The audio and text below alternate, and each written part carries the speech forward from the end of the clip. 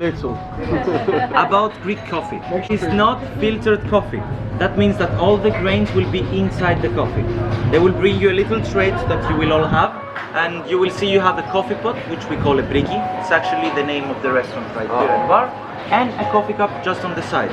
So once you have those, you will pour the coffee into the cup with a little bit of confidence, and make sure you remember that there is more coffee into the briki than actually fits the cup.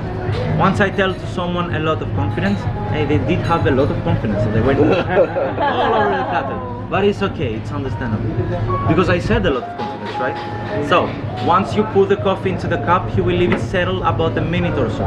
So all the grains will fall out of the bottom of the cup. It will create something like a sediment, which you are not supposed to have, and we do something else with it. I will explain you a bit later. They will also bring you something we call a spoon sweet in Greece, because, well, in Santorini especially, it's very popular for wine and grapes. This is why they will bring you some grapes on the side as well. So the grapes are to balance the sweetness and the bitterness of the coffee. You take a few sips, you eat a little bit of the grapes, and this way you can balance it. You do not put it in the coffee, you never stir the coffee up, because the sediments are kind of muddy, so you don't really want to have this bitterness and this grainy feeling in your mouth. So that's about a Greek coffee. Have you tried it this way? No. Very nice. Have you ever tried Greek coffee yourself? Food coffee is really, Expect really about nice. 3 with Greek coffee and Turkish coffee, which actually country owns this beautiful coffee. Well, to understand how and what happens, we had the Ottoman Empire in Greece. We were occupied by the Turkish people for 400 years. Through all of those years, we exchanged many things in our cultures. One of those things will be the coffee. Actually, though, it first came and introduced through the Arabs. They used to prepare it on the hot sand of the desert, and this was the traditional way of making it. Now, nobody really makes it this way. It takes more than 20 minutes to enjoy the coffee. We usually want our coffee on time. So that's about at least the traditional way of making it. Now, the Greek coffee, the differences. In Greece, we roast our coffee bean once. In Turkey, they roast our coffee beans twice. And in the Middle East, they will add some cardamom. That is the main big differences to separate a Greek and a Turkish coffee. Now, if you go to Turkey, call it Turkish coffee. If you go to Greece, call it Greek coffee. For the sake of everyone. Just about in my palate. I used to hate bitter flavored drinks. Basically, it's the nose of a volcano, in a way. We are on a volcanic soil. It's like being on a volcano. We just don't have the craters on it. The craters are only in the middle. We'll talk. All the way to this edge is the village of Akrotiri, a very nice and traditional village, which I 100% suggest you visiting it. There is also the lighthouse of the island all the way to the end. Of the island will be the village of Ia. Otherwise, maybe pronounced as Oya. In Greek, when we put an O and an I, it directly becomes I. So it is pronounced Ia, yeah? And in the middle are the 2 volcanoes of the island. We have another volcano at the other part of Santorini, which is underwater, but we won't really talk about this one.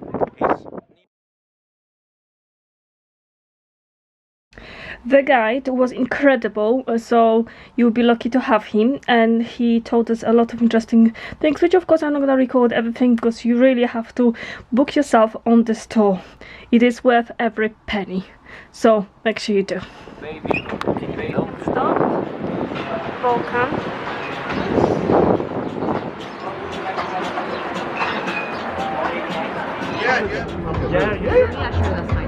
So fava in Santorini, it is yellow split peas that looks like lentils. I'll show you a picture so you can understand what it is. So there is fava.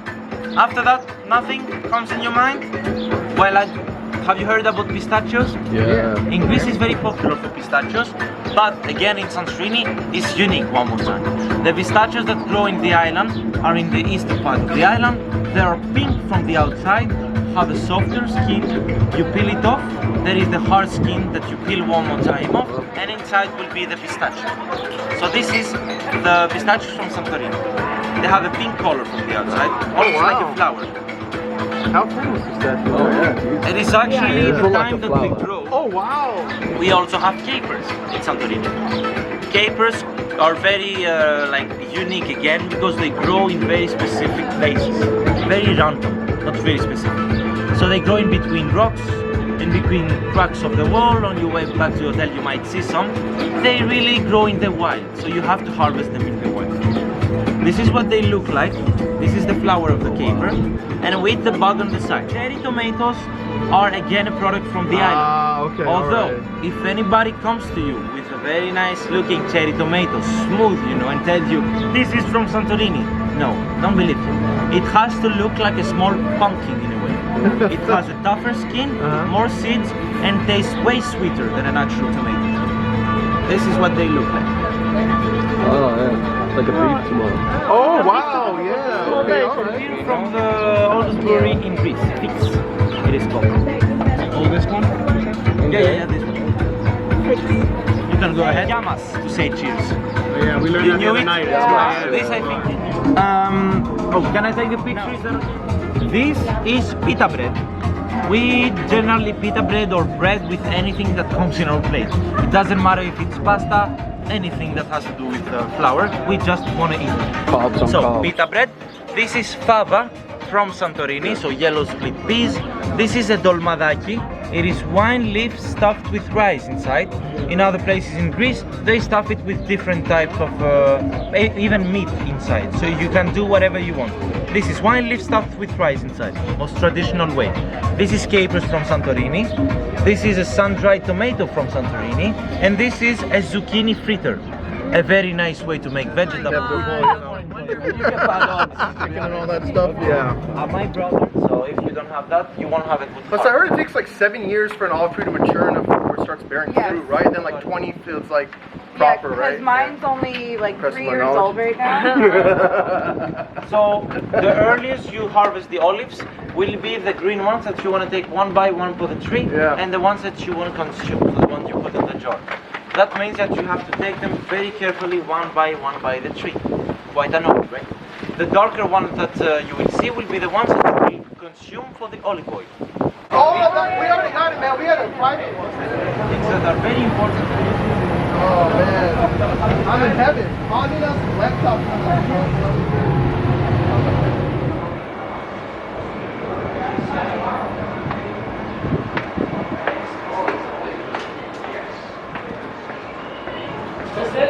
We bought like, we spent I don't know how much. Oh, yeah, man.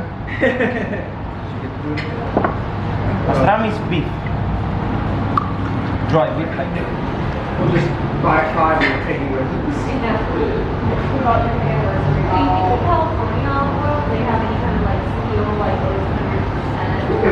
Americans are not like that. We talk through a little bit what I have here. So first of all, I put some water in my cup. This is not water. This is water. So I will hand myself some water at the beginning. As you know, Santorini is very popular for grapes. So we have a lot of wine happening. The first press of the grapes goes into the bottled wines, what we call good quality most of the time. The second press will go into the house wines. In general, do not be afraid of ordering house wine. It is always a very good quality, just happens to be the second press of the grapes. And it's a bit cheaper. But if you really want an authentic bottle, you can take like from the first press. And the third press goes into the distilleries. So this is distilled grapes. It is called Raki, R-A-K-I. First of all, to understand, Greece, Spain and Italy are the 3 countries that are most popular for producing olive oil. Greece is number 1 in consuming olive oil. Imagine an average Greek will consume about 25 with 30 liters a year. 1 Greek by himself. That means that we cook everything with olive oil. I used to have these big 15-liter boxes, like metal boxes of extra virgin olive oil. It will last us only for a few months in general. So, just to understand a little. Now what happens? This is from the north part of Greece, Alexandroupoli, and this is from the south region of Greece, the Peloponnese, the region of Sparta, and the region of the ancient Olympia. This has to be an early harvest, this specific olive oil, as they do it their own way. And it has to be a specific process, at least at one point in the middle. So, you will go under the tree, and first you will lay a canvas on the floor. The canvas makes it easier for you to be able to collect the olives that will fall. You take a stick and you hit the lowest branches of the tree. Everything falls down to the canvas. For the even higher one, you can take a ladder, sear the branch down and do the hitting on the floor. Once you have all your very nice olives, you will bring them into the mill. From the mill, you bring them into a machine that will press the olives into a paste.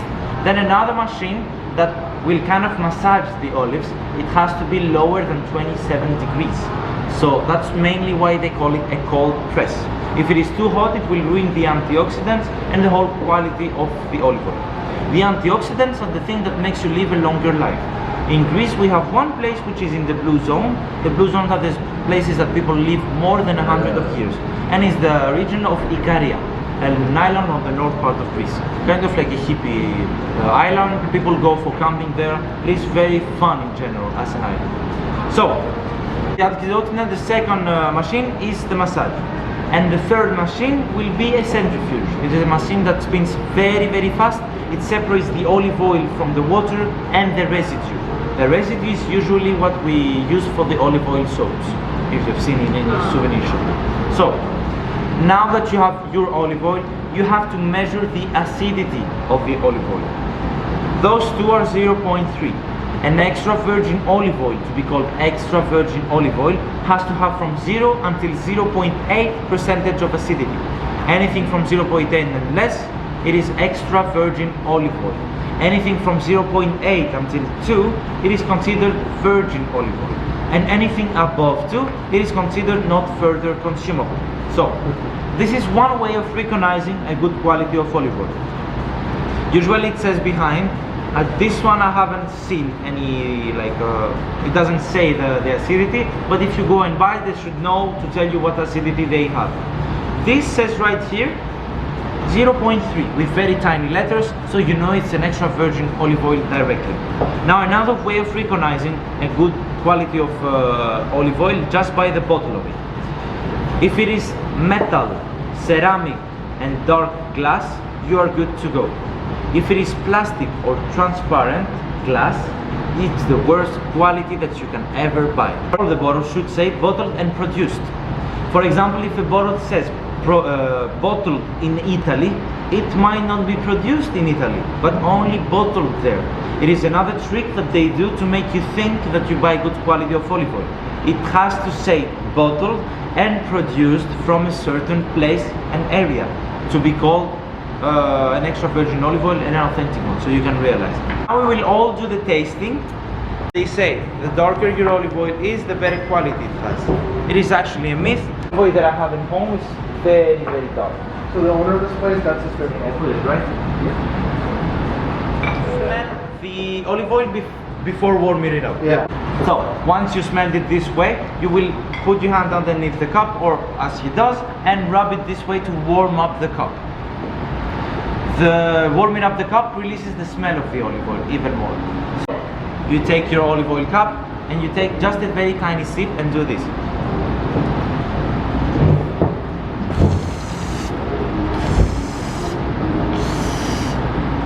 So I mix the oxygen with the antioxidant, and this will lead you to a little afterburn at the end.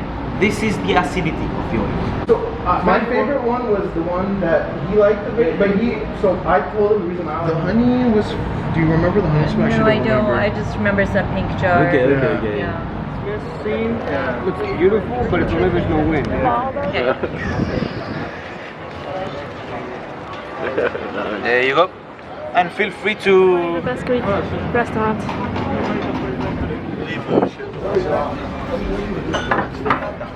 Taramosalata, it's fish roe. It's the eggs of a fish. So, in my opinion, this doesn't taste so fishy if you can imagine it this way. It's made with fish roe, bread, onion, olive oil and lemon juice. Just about that. I just put a tiny spoon for everyone so you're able to try it. Is that okay with everyone? Yeah. We'll try. Food coloring ingredient, because they add a lot of tomato keftedes. It's flour, onions, tomatoes and Greek herbs. Maybe dill and spearmint inside. And this is for you over here. And what I have right here is saganaki. Saganaki is fried cheese. We have from Crete. Was that halloumi? No. No? You can make with halloumi, but this is gruyere from Crete. Everybody good with lemon? Well, I guess so, right? What cheese is used in here? Gruyere cheese from Crete. Over here we have the octopus with orzo. In my opinion, it's a very nice way to have octopus instead of getting it straight grilled or boiled. I just cut a little bit of the orange because it is not for decoration. Me and Lena. That's about it. The one that created You barbecue. created it, yeah. No, that's a great movie.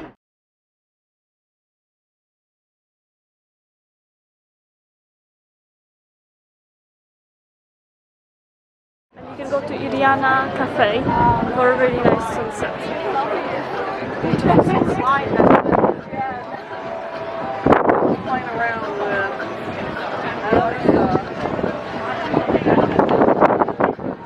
Crazy part Are you is kidding? No way, that's awesome. We got it. They first got introduced in the Olympic Games. Ah. They used to call them honey coins. They're from that time. Yeah, Wow. as a reward to the gods. Oh, wow. Actually, one of the first modern races in the Olympic Games, a baker won it, and because he was a baker, he decided to make this very nice sweet. Oh, wow. To understand, it's something that has to be made on the spot, like churros. Yeah. They cannot prepare it, well, they can on the restaurants, but because they want things already ready in the restaurants, this is the only place in the island that prepares loukoumades. Wow. About it. It is called loukoumam, just playing with the words.